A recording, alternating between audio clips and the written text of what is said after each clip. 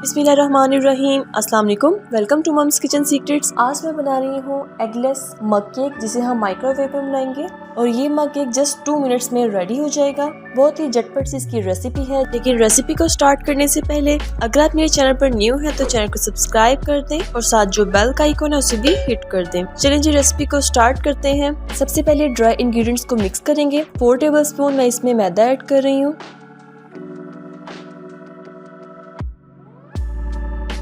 1 teaspoon cocoa powder, caster sugar 3 table spoon,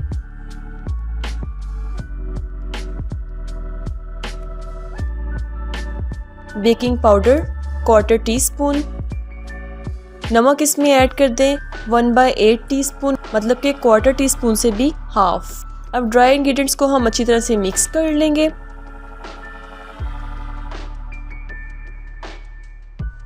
butter milk इसमें add कर दें 3 table spoon.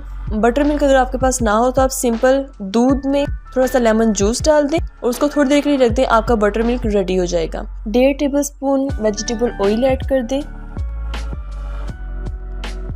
और इसे अच्छी तरह से मिक्स कर लें।